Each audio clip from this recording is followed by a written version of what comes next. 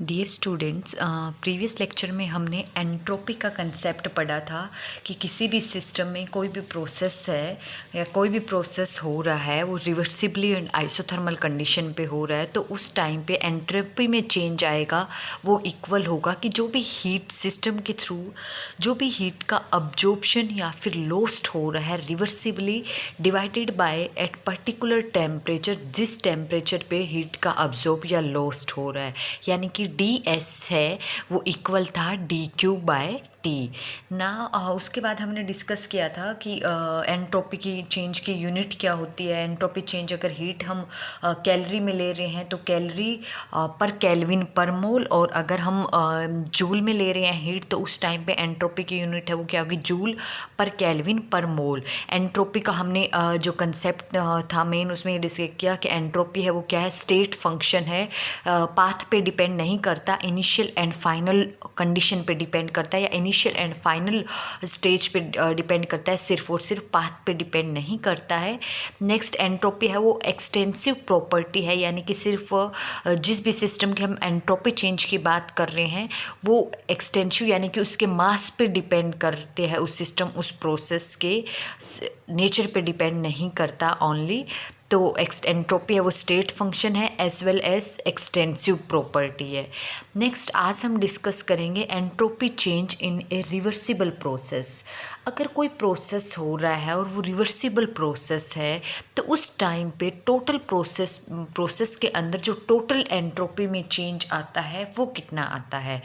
तो लेट कर लिया कि कोई भी प्रोसेस है, अगर हम प्रोसेस की बात करें तो वहाँ पे सिस्टम एंड सराउंडिंग है। अगर प्रोसेस रिवर्सिबल है इसका मतलब सपोज कर लिया कि जो कंप्लीट प्रोसेस है वो रिवर्सिबल है, यानी कि हर एक कंडीशन है वो रिवर्सिबल कंडीशन है उस प्रोसेस में। मान लिया कि जो सिस्टम हीट अब्जॉर्ब कर रहा है वो ले ली मैंने Q reversible, heat absorb bye the system reversibly. तो जितनी सिस्टम हीट अब्जॉर्ब कर रहा है इसका मतलब सराउंडिंग उतनी ही हीट है वो लॉस्ट कर रहा है, और सारा रिवर्सिबल प्रोसेस है तो जितनी हीट सराउंडिंग है रिवर्सिबली लॉस्ट करेगा उतनी ही हीट सिस्टम है वो रिवर्सिबली अब्जॉर्ब करेगा। तो क्यों रिवर्सिबल, अगर heat absorb bye the system है रिवर्सिबली देन अंडरस्टूड है दैट क्यों reversible also is the heat lost by the surrounding reversibly. और ये दोनों प्रोसेस यानी कि सराउंडिंग जो हीट रिवर्सिबली लॉस्ट कर रहा है और वही सेम अमाउंट में सिस्टम है वो रिवर्सिबली हीट अब्जॉर्ब कर रहा है, तो ये पर्टिकुलर आइसोथर्मल टेम्परेचर पे हो रहा है ये हीट का lost and absorption, and that temperature T जो कि फिक्स्ड है, चेंज नहीं हो रहा है। नाउ अगर हम बात करें अलग अलग, जैसे सिर्फ और सिर्फ सिस्टम के एंट्रोपी की चेंज की बात करें तो ये हमने प्रीवियस क्लास में पढ़ा है कि एंट्रोपी चेंज हम सिस्टम का या सराउंडिंग का किसी भी कंडीशन का दें तो हम ये देखेंगे कि लेट कर लिया मैंने एंट्रोपी चेंज है सिस्टम को, उसको मैं डिनोट कर रही हूँ डेल्टा एस, और यहाँ पे सिस्टम किसके इक्वल होगा, heat absorbed by the system divided by at particular temperature, यानी कि जिस टेम्परेचर पे हीट का अब्जॉर्प्शन हो रहा है। तो एंट्रोपी चेंज सिस्टम का, सिस्टम कितनी हीट अब्जॉर्ब कर रहा है, क्यों रिवर्सिबल, तो मैं लिख सकती हूँ यहाँ पे क्यों रिवर्सिबल, और किस टेम्परेचर पे हीट अब्जॉर्ब कर रहा है reversibly at particular temperature T. तो इस इक्वेशन को मैंने नेम दे दिया equation 1। Now entropy change of the surrounding, surrounding में एंट्रोपी में कितना चेंज आएगा, अगर मैं यहाँ डिनोट कर रही हूँ डेल्टा एस ऑफ सराउंडिंग्स। अब एंट्रोपी चेंज में हमने प्रीवियस क्लास में पढ़ा है कि जहाँ पे एंट्रोपी चेंज है वो सिर्फ और सिर्फ उसी हीट अब्जॉर्ब या लॉस्ट पे डिपेंड करेगा जो रिवर्सिबली हो रही है। तो यहाँ सराउंडिंग क्या कर रहा है, हीट लॉस्ट कर रहा है, देन एंट्रोपी में चेंज है सराउंडिंग में वो क्या होएगा, heat lost by the surroundings. Heat lost हो रही है तो जस्ट मैं साइन क्या लगाऊंगी यहाँ पे माइनस, और किस पर्टिकुलर टेम्परेचर पे हो रहा है, एक आइसोथर्मल टेम्परेचर टी पे। तो इस इक्वेशन को मैंने नेम दे दिया है सेकेंड। तो ये सिस्टम की और सराउंडिंग्स की मैंने निकाल लिया। अब टोटल पूरे प्रोसेस का मुझे अगर चेंज निकालना है, टोटल एंट्रोपी चेंज है वो क्या होगा कि सिस्टम में कितना आ रहा है पूरे प्रोसेस की और सराउंडिंग में कितना आ रहा है। तो डेल्टा एस है वो क्या होगा, इक्वल होगा delta S of system plus में डेल्टा एस ऑफ सराउंडिंग्स। तो सिस्टम की कितनी है और सराउंडिंग्स की कितनी है ये आप इक्वेशन 1 और इक्वेशन 2 में देखिए। इक्वेशन 1 में कितनी है, Q of reversible by temperature T, plus में इक्वेशन सेकंड में क्या है, प्लस और यहाँ माइनस का साइन है, then minus Q reversible by T. अब प्लस का Q reversible by T, minus का क्यू, क्योंकि टेम्परेचर कितना है, फिक्स है एक, रिवर्सिबल जितनी सराउंडिंग हीट लॉस्ट कर रहा है रिवर्सिबली उतनी ही सिस्टम है वो रिवर्सिबली अब्जॉर्ब कर रहा है। तो ये चीज़ सेम है। तो टोटल एंट्रोपी चेंज है या फिर नेट एंट्रोपी चेंज है वो कितना आ गया, 0। इसका मतलब कोई भी अगर प्रोसेस है, रिवर्सिबल प्रोसेस हो रहा है, तो रिवर्सिबल प्रोसेस में एंट्रोपी चेंज है वो 0 है। यानी कि कोई भी रिवर्सिबल प्रोसेस है वो एंट्रोपी चेंज होगी ही नहीं उसमें। So we can say that in a reversible process, the net entropy change for the combined system and the surrounding is 0. That means there is no change in the entropy. Clear है? Now we discuss the entropy change in a irreversible process. अब reversible process में हमें पता है कि कोई भी process है वो रिवर्सिबल प्रोसेस अगर है तो रिवर्सिबल प्रोसेस पूरे की बात कर रहे हैं तो हम सिस्टम एंड सराउंडिंग कंबाइन की बात कर रहे हैं। और प्रीवियस लेक्चर में हमने सिर्फ उस सिस्टम की बात, यानी कि कोई भी अगर एक सिस्टम है वो हीट लॉस्ट कर रहा है या फिर हीट अब्जॉर्ब कर रहा है, उस बेसिस पे हमने एंट्रोपी चेंज निकाला था। उसी फॉर्मूले को यूज़ करके हमने पूरे प्रोसेस का नेट एंट्रोपी चेंज निकाला, वो क्या है, 0। अब हम बात करेंगे इरिवर्सिबल प्रोसेस की, यानी कि अगर प्रोसेस इरिवर्सिबल है तो उस टाइम पे एंट्रोपी में कितना चेंज आएगा, यानी कि कंबाइंड सिस्टम प्लस सराउंडिंग में कितना चेंज आएगा।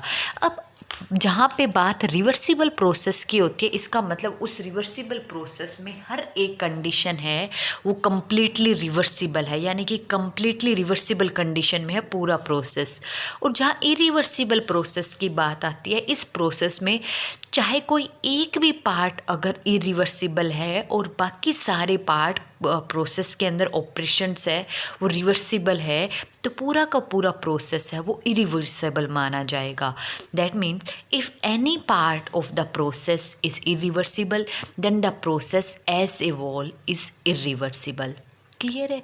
तो लेट कर लिया मैंने सबसे पहले यहाँ पे कि जब पूरा प्रोसेस इरिवर्सिबल है तो सराउंडिंग जो हीट लॉस्ट कर रहा है उसको मैंने जस्ट डिनोट कर दिया क्यू इरिवर्सिबल, क्योंकि पूरा प्रोसेस है वो कैसा है, इरिवर्सिबल।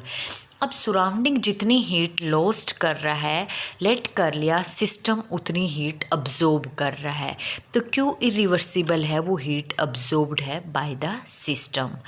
तो मैंने मान लिया कि जितनी हीट सिस्टम अब्जॉर्ब कर रहा है वो सारी के सारी रिवर्सिबल नहीं है, बल्कि उसमें से जो क्यू रिवर्सिबल अमाउंट है वो सिस्टम रिवर्सिबली अब्जॉर्ब कर रहा है।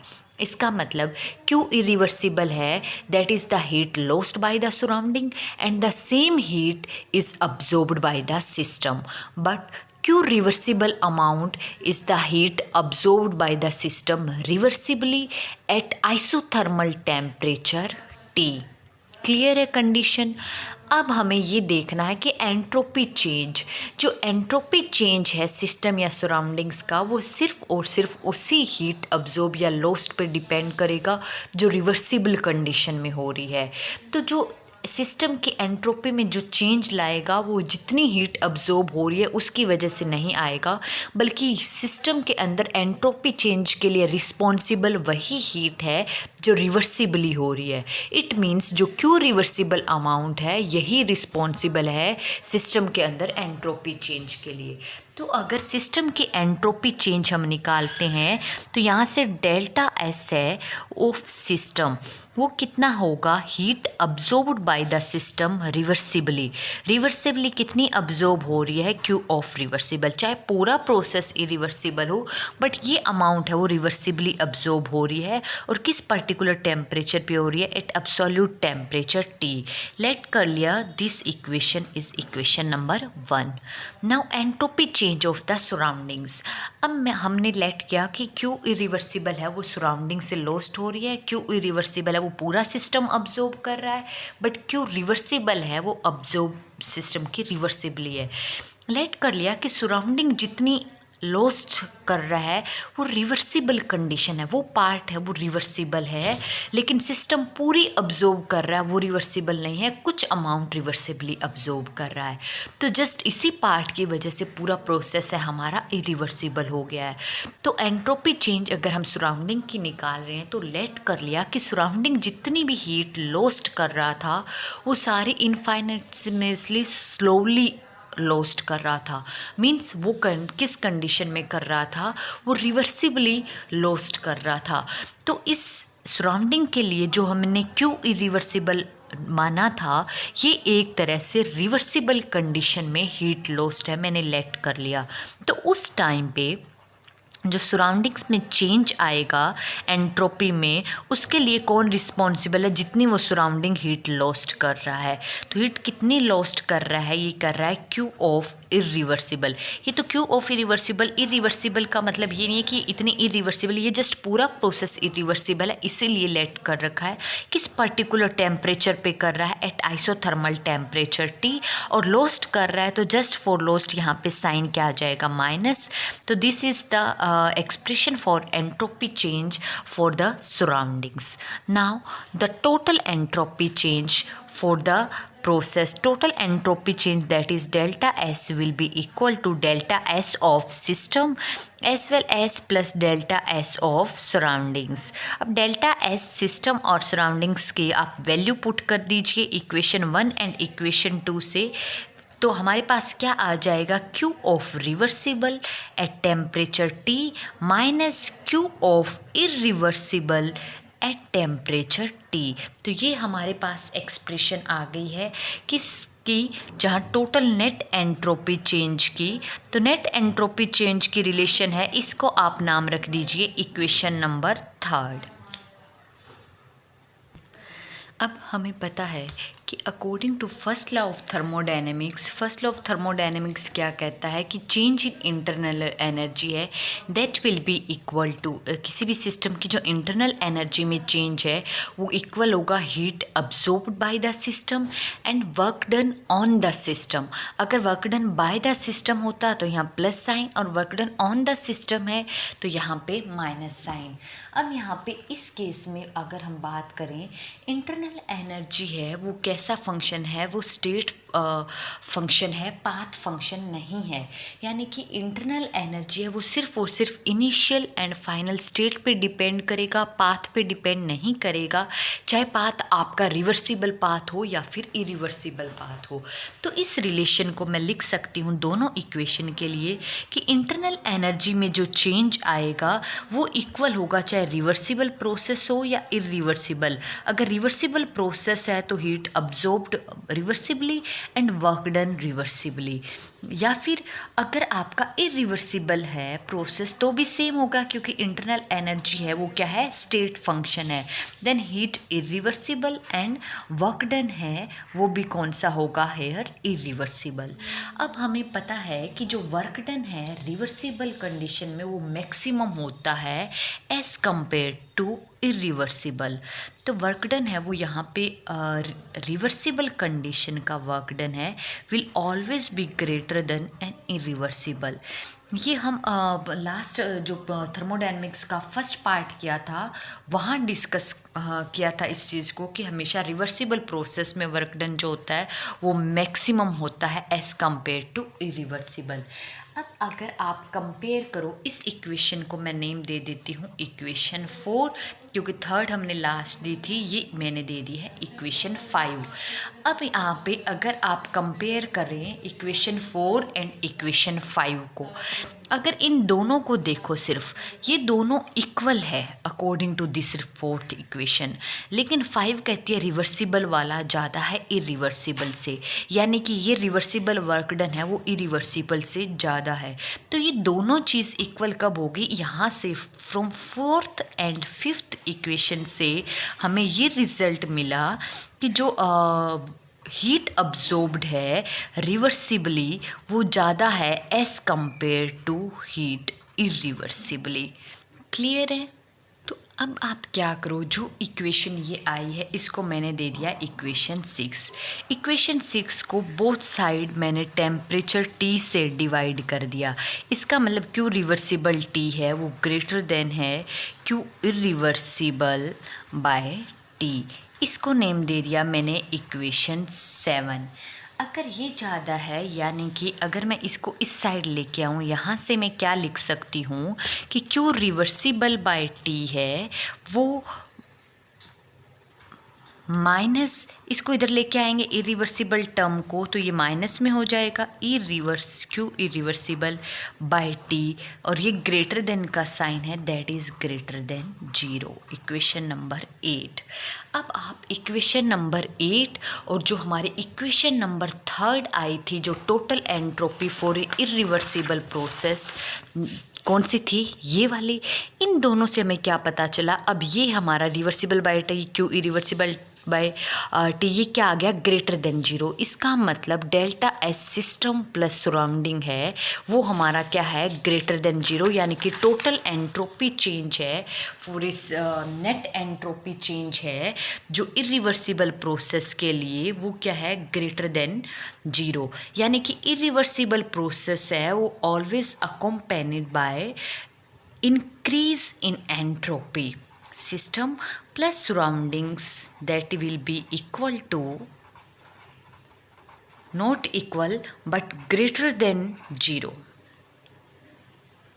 तो इस को हम डिफ़ाइन कैसे कर सकते हैं या वर्डली कैसे कह सकते हैं कि किसी भी को अगर कोई प्रोसेस है an irreversible process, the entropy change for a irreversible process the net entropy change, that means the combined entropy change for the system and surrounding is always greater than 0, और we can say that all the irreversible process are accompanied by net increase of entropy।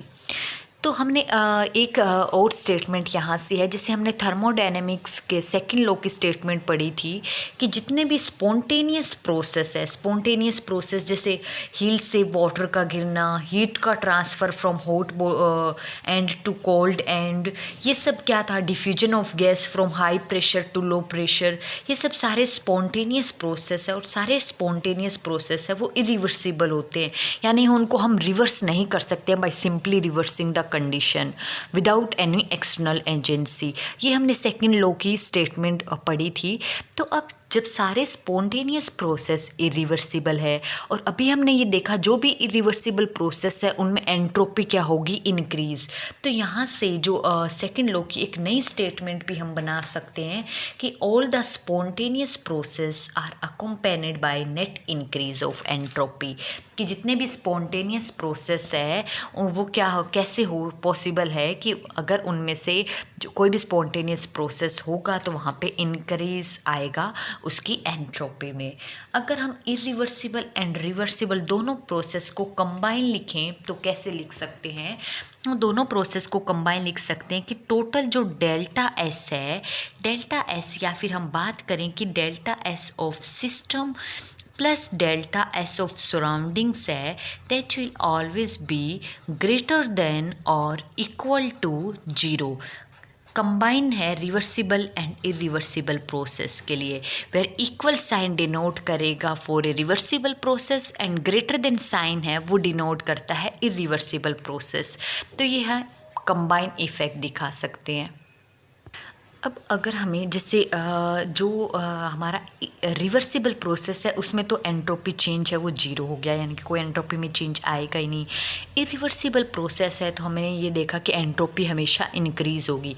तो entropy में कितना increase आएगा, यानी कि अगर हमें exact calculation करनी है एंट्रोपी में तो वो कैसे करेंगे, तो उसके लिए एक एग्जाम्पल कंसिडर करते हैं। लेट कर लिया हमने कि कोई बॉडी है बी, ठीक है, और एक बॉडी है कोई बॉडी ए। लेट कर लिया कि जो बॉडी बी है वो हीट का लॉस्ट कर रही है और बॉडी ए है वो हीट का अब्जॉर्प्शन कर रही है। जो बॉडी बी है वो हीट का इरिवर्सिबल प्रोसेस है, तो लेट कर लिया कि इरिवर्सिबली, क्यों इरिवर्सिबल, इतनी अमाउंट है जो हीट की वो लॉस्ट कर रही है, ठीक है, किस पर्टिकुलर टेम्परेचर पे। ये पर्टिकुलर टेम्परेचर लेट कर लिया कि T2 टेम्परेचर पे इतनी हीट है वो लॉस्ट कर रही है, क्लियर है।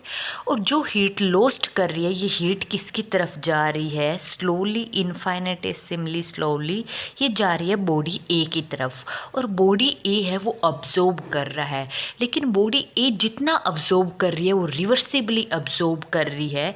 लेट कर लिया ये जितनी रिवर्सिबली अब्जॉर्ब कर रही है वो क्यों रिवर्सिबल और कितने टेम्परेचर पे कर रही है, एट T1 टेम्परेचर पे अब्जॉर्ब कर रही है। इसका मतलब इस बॉडी बी ने जो लॉस्ट की उसमें से जो रिवर्सिबली अब्जॉर्प्शन हुआ वो कितना हुआ, क्यों रिवर्सिबल T1। यहाँ से जब क्यों रिवर्सिबली अब्जॉर्प्शन हो रहा है, इसका मतलब इस बी में से जो इनफाइनेटेसिमली एंड स्लोवली जो पास हो रहा है, लॉस्ट हो रहा है, वो कितनी अमाउंट है, क्यों रिवर्सिबल। तो हम कह सकते हैं बी लॉस्ट कितनी कर रहा है रिवर्सिबली, क्यों रिवर्सिबल एट T2, और उतनी ही अमाउंट ए है वो अब्जॉर्ब कर रहा है एट T1। तो हमें टोटल एंट्रोपी चेंज निकालना है, तो हमें ये देखना पड़ेगा कि बी में कितना चेंज आ रहा है, ए में कितना चेंज आ रहा है। तो एंट्रोपी चेंज है वो बॉक्स बी में या फिर बॉडी बी में जो एंट्रोपी चेंज है उसको मैं डिनोट कर रही हूँ डेल्टा एस बी। अब एंट्रोपी यहाँ पे हीट का लॉस्ट हो रहा है, तो यहाँ पे हीट का लॉस्ट हो रहा है तो क्यू रिवर्सिबल और कितने टेम्परेचर पे हो रहा है, एट T2 पे, क्लियर है। यहाँ पे माइनस साइन जस्ट हमने किया कि लॉस्ट हो रहा है, लेकिन एक्चुअल एंट्रोपी चेंज नेगेटिव, इसका मतलब जिस बॉडी से हीट का लॉस्ट हो रहा है वहाँ पे एंट्रोपी क्या हो रही है, डिक्रीज। सिमिलरली एंट्रोपी में चेंज है वो बॉडी ए के अंदर कितना आएगा, कितनी हीट अब्जॉर्ब हो रही है, तो वो प्लस साइन है, रिवर्सिबली हीट का अब्जॉर्प्शन, और किस टेम्परेचर पे हो रही है, T1 टेम्परेचर पे। नाउ अब हमें अगर टोटल हीट निकालनी है, टोटल एंट्रोपी चेंज निकालना है, तो टोटल एंट्रोपी चेंज है वो क्या होगा, entropy change of body B plus entropy change of body A. Then we can say that delta S है टोटल एंट्रोपी चेंज, वो क्या होगा, delta S A body A में कितना चेंज आ रहा है, delta S B body B में कितना चेंज आ रहा है। Then we can write here Q reversible by T1 और प्लस का साइन है और यहाँ माइनस का है तो माइनस हो जाएगा, क्यू रिवर्सिबल बाय T2।